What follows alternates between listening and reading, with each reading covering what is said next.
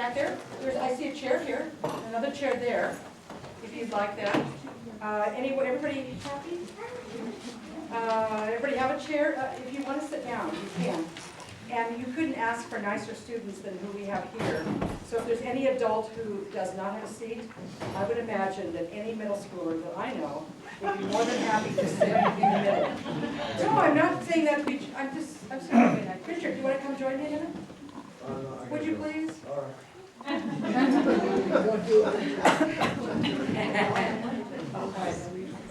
Well, I know it's 5 after, and I'm sorry that we're just a moment late getting started.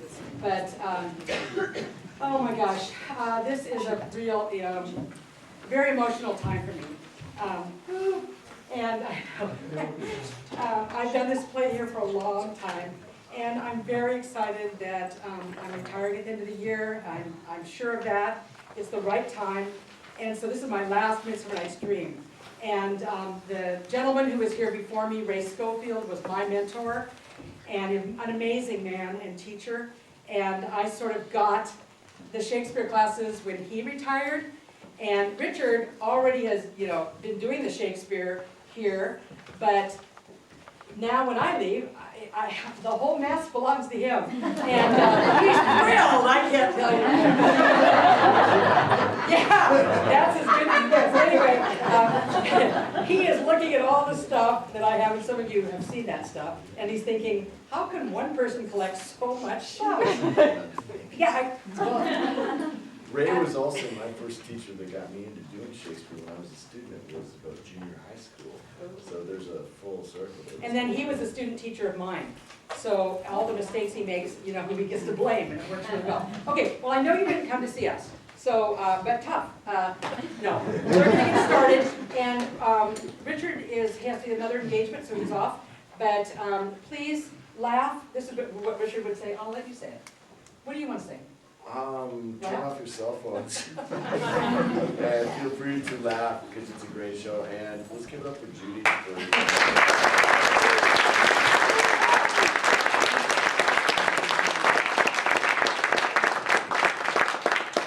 At intermission, they're going to be selling things, and that would be hopefully any money raised from that we'll use for a casting party. And the kids, some of these kids are very experienced. They've done a number of things, and some are so terrified because they've not done anything like this yet. So this might be the first time. And if you hear my voice coming from over here, it really is my voice, and I'm not shy about that because I am so proud of them that through flu and other absences, they have just plugged on through. So if I have to help them with a line, will you forgive them because I already have. And it's all about them loving language and Shakespeare. So that's okay with me. All right? And thank you so much. Hi. Thank you for coming.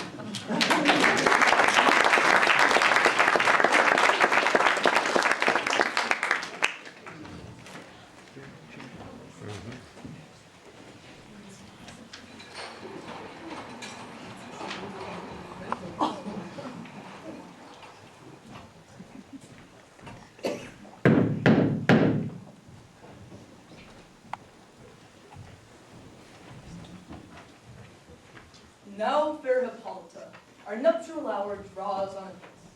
4 happy days brings in another moon, but oh, methinks how slow this old moon wanes. 4 days will quickly steep themselves in night. 4 nights will quickly dream away the time, and then the moon, like to a silver bow, new bent in heaven, shall behold the night of our celebration. Go straight, stir the feeding youth to merriment. Hippolyta, I wooed thee with my sword, and won thy love doing thee injuries. But I will wed thee in another key, with pomp, with triumph, and with revel.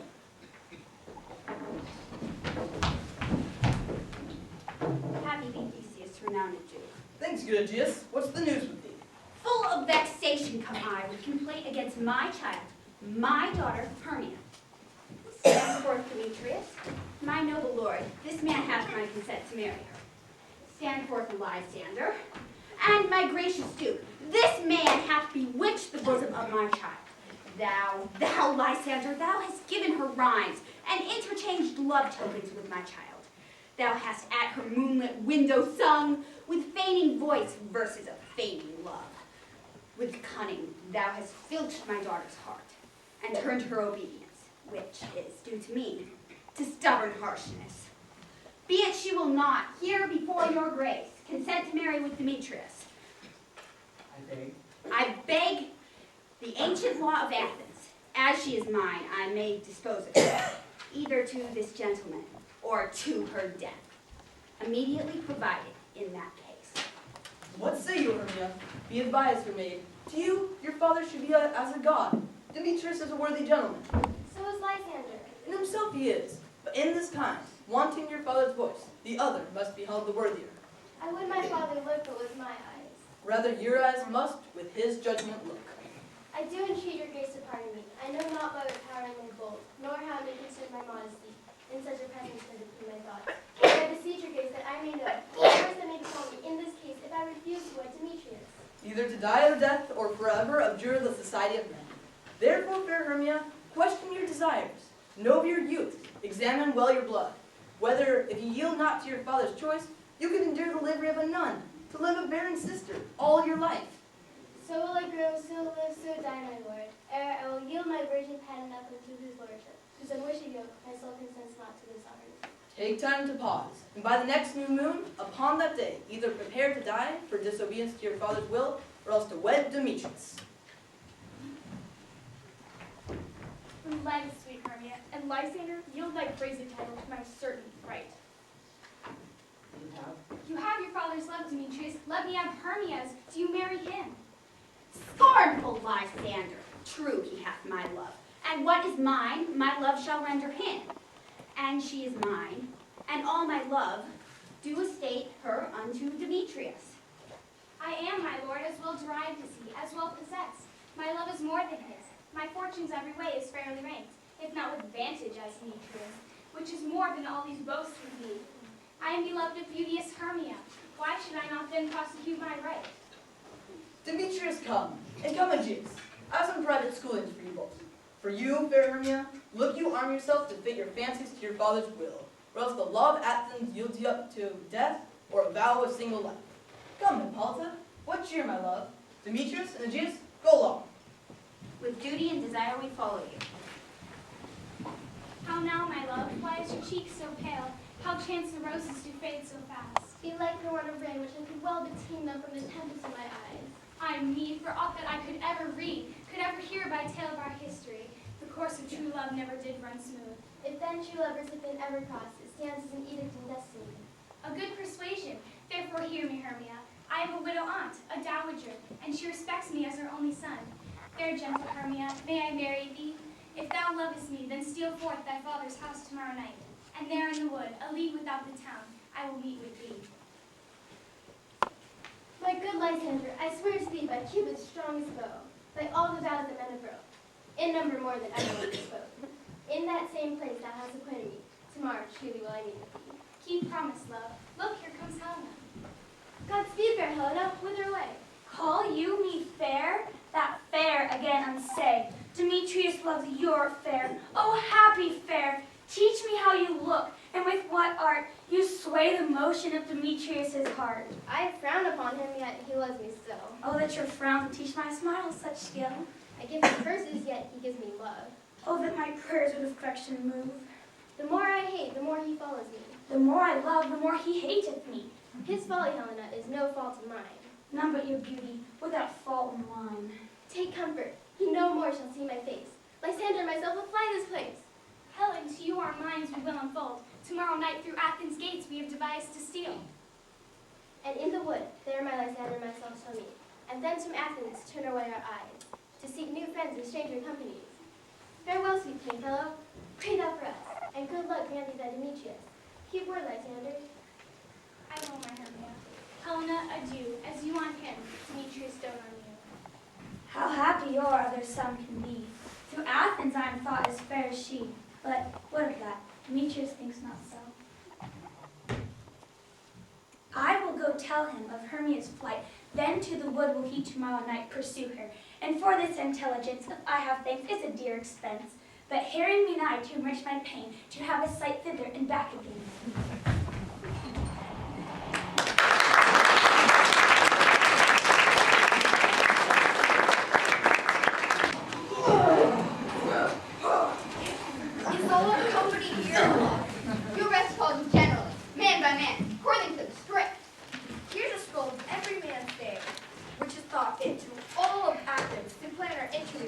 Duke and the Duchess on their wedding day at night. First, good Peter Quince, say what the play treats on, and then read the names of the actors, and so grow to a point. Mary, our play is the most lamentable comedy, most cruel death of Pyramus and Thisbe. A very good piece of work, I assure you, and Mary. Now, good Peter Quince, call forth your actor's best role. Masters, spread yourselves. Answer as I call you. Nick Bottom the Weaver. Ready, name what part I'm for, and proceed. You, Nick Bottom, are sent down for Pyramus. What is Pyramus? A lover or a tyrant?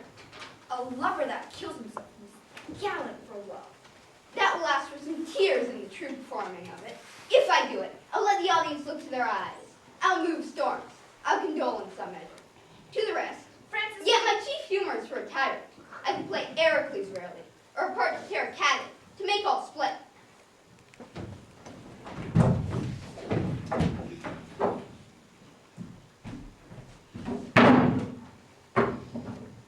The raging rocks and shivering shocks shall break the locks of prison gates, and Phoebus's car shall shine from afar, and make and mar the foolish fates.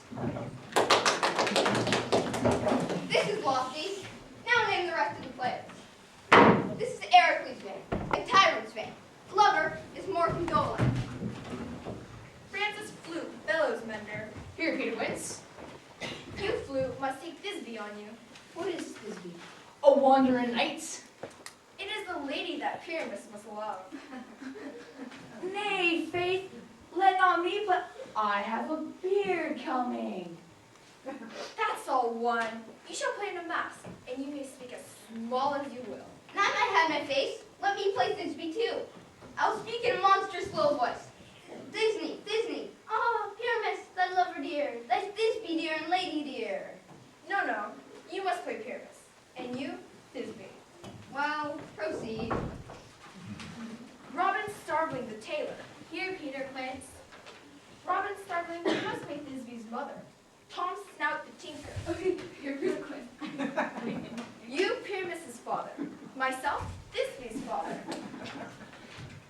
Snug the joiner, you the lion's part, and I hope here's the play fitted. Have you the lion's part written? Pray you, if it be given me, for I am so steady. You may do example, for it is nothing but roar. Let me play Lion's part too. A roar that'll make any man's heart good to hear me. A roar that'll make the Duke say, let him roar again. Let him roar again. And you should do it too terribly. You would fright the Duchess and the ladies that they would shriek, and that were enough to hang us all. That would hang us every mother's son. Masters, I grant you friends.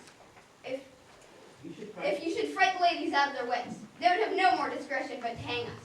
But that'll aggravate my voice. So roar you as gently as any sucking dove. I'll roar you toward any nightingale. You can play no part but Pyramus, for Pyramus is a sweet-faced man, a proper man as one shall see in a summer's day, a most lovely gentlemanlike man. Therefore you must needs play Pyramus. Very well, I'll undertake it. What beard were best to play then? Why, what you will. But masters, here are your parts.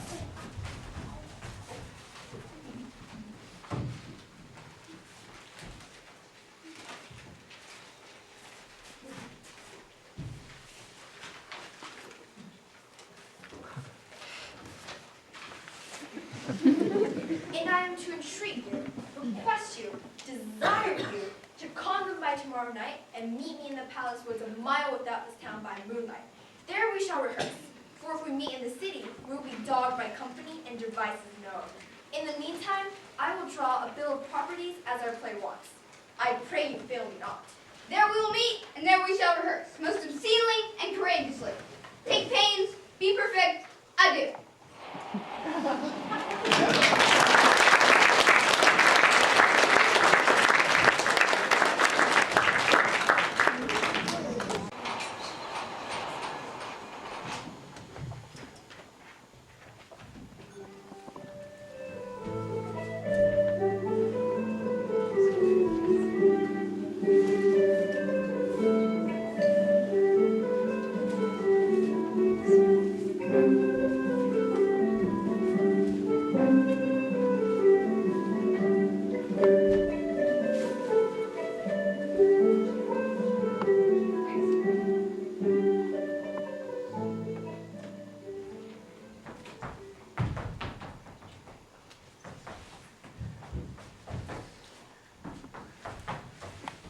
How now, spirit, whither wander you?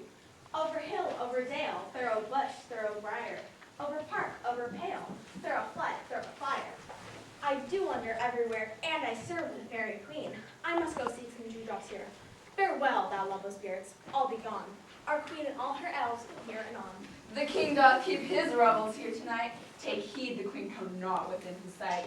For Oberon is passing fell in wrath, because that she at her attendant hath a lovely boy. She never had so sweet a change him, but jealous Oberon would have the child, but she perforce withholds the lovely boy.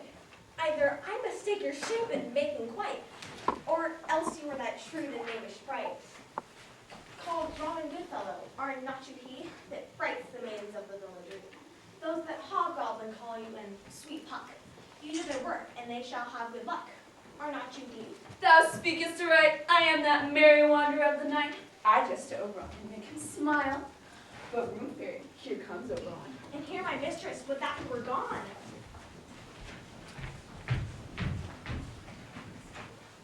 Ill met by moonlight, proud Titania.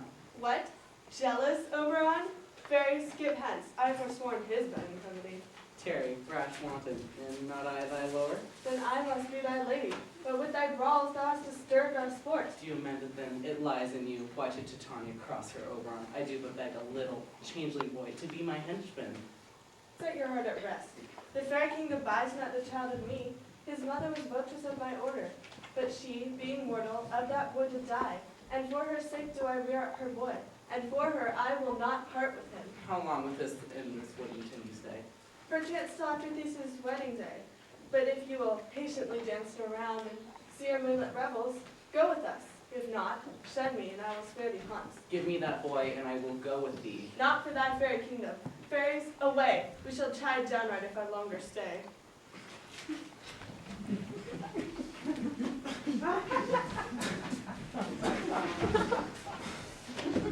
Well, go thy way! Thou shalt not from this grove shall I torment thee for this injury. My gentle Puck, come hither. Thou rememberest a little western flower, before milk white, now purple with love's wound, and maidens call it love and idleness. Fetch me that flower. The herb I showed thee once, the juice of it, on sleeping eyelids laid, will make your man or woman madly dote upon the next live creature that it sees. Fetch me this herb. Having once this juice, I'll watch Titania when she is asleep, and drop the liquor of it in her eyes. The next thing she, waking up, looks upon, be it lion, bear, or wolf, on meddling monkey, or on busy ape, she shall pursue with the soul of love. And here I take the charm from off her sight, as I can with another herb. I'll make her render up her page to me, and but who comes here? I'm invisible, and will overhear their conference.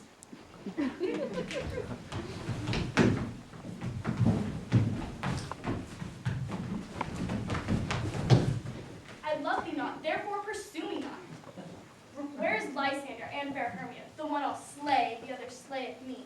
Thou toldst me they were stolen unto this wood, and here am I, wood within this wood, because I cannot meet my Hermia. Hence, get thee gone, and follow me no more. You draw me, you hard-hearted adamant. Yet you draw not iron from my heart. It is true as steel. Leave you your power to draw, and I shall have no power to follow you. Do I entice you? Do I speak you fair? Or rather, do I not, in plainest truth, tell you that I do not nor I cannot love you? And even for that do I love you the more. I am your spaniel, and Demetrius, the more you beat me, I fawn on you. Use me but as your spaniel. Spur me, strike me, neglect me, lose me. Only give me leave, unworthy as I am to follow you. Tempt not too much the hatred of my spirit, for I am sick when I do look on thee. And I am sick when I look not on thee. I'll run from thee and hide me in the brakes, and leave thee to the mercy of the wild beasts. The wildest have not such a heart as you. Let me go. Wherever thou follow, do not believe, but I shall do thee mischief in the woods. I, in the temple, in the town, in the field, you do me mischief. Fie, Demetrius! I'll follow thee and make a heaven of hell to die upon the hand I love so well. Fare thee well then, ere he do leave this grove, thou shalt fly him, and he shall seek thy love. Hast thou the flower there? Welcome, wanderer. Ah, there it is. Pray thee, give it me. I I know a bank where the wild time blows, there sleeps to tell me some time of night, and with the juice of this, I'll streak her eyes and make full of hateful fantasies. Take thou some of it, and seek through this grove, a sweet Athenian lady is in love with a disdainful youth. Anoint his eyes, but do it when the next thing he espies may be the lady. Thou shalt know the man by the Athenian garments he hath on, and thou shalt know the man by the Athenian garments he hath on. Affect it with some care, that he may prove more fond on her than she upon her love, and let thou meet near the first cock crow. Pray not, my lord, your servant shall do so.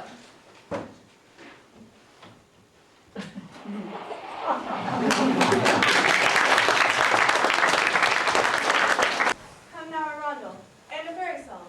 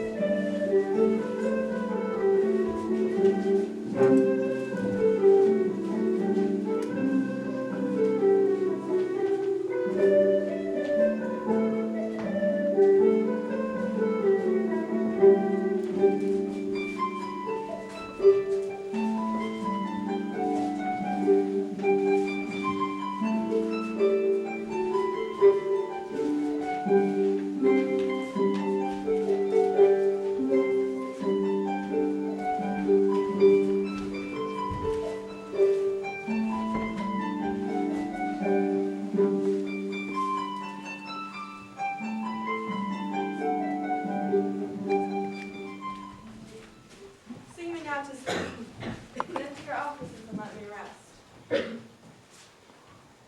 Hence away now, all is well. One alone stands sentinel.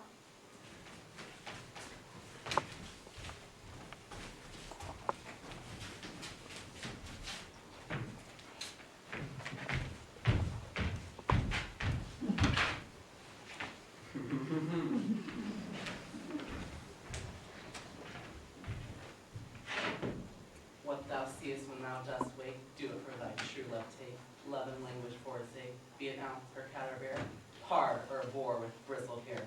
And I that shall appear when thou wakest, is thy dear. Wake in some wild thing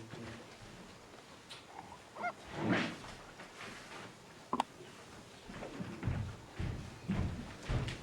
Fair love, you fade with wandering in the wood, and to speak troth I have forgot our way. Will rest us, Hermia, if you think it good, and tarry for the comfort of the day. Be it so, Lysander. Find you out a bed, for I upon this bank will rest my head. One Turk shall serve as a pillow for us both. One heart, one bed, two bosoms, one troth. Nay, good Lysander, for my sake, my dear, lie further off. Do not, Lysander. Oh, take sense, sweet of my innocence, then by your side no bedroom me deny. For lying so, Hermia, I do not lie. Lysander riddles very prettily, but, good friend, for love and courtesy, lie further off.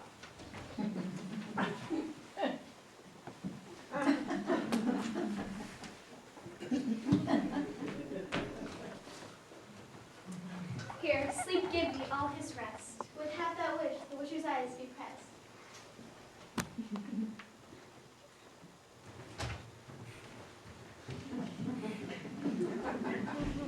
Through the forest have I gone, but Athenian found I none. On his eyes I might approve his flowers, force, and strong love. Night and silence, who is here? Wings of Athens he doth wear. This is he, my master said, despiseth the Athenian maid. Hear the maiden, sleeping sound on the dank and dirty ground. Pretty soul, she durst not lie near this lack love, this kill courtesy. Churl upon thy eyes I throw, all the power this charm doth owe. When thou wakest, let love forbid. Take sleep a seat on thy eyelid. Now awake when I am gone, for I must now to Oberon. Stay, though thou kill me, sweet Demetrius. I charge thee hence, do not haunt me thus. Oh, wilt thou darkly leave so. Stay on thy peril, alone I will go. I'm out of breath in this fond chase. Happy is Hermia wheresoe'er she lies, for she is half blessed in attractive eyes. How came her eyes so bright, not with salt tears like mine? Her eyes are oftener washed than mine. Oh no, I'm ugly as a bear. Who lies here? Lysander on the ground? Dead or asleep? I see no blood, no wound. Lysander, good sir, if you live, awake. And run through fire, I will for thy sweet sake. Transparent villain that nature shows up. That through thy bosom makes me see thy heart. Where is Demetrius? Oh, how good a word. That vile name to perish on my sword. Do not say so, Lysander, say no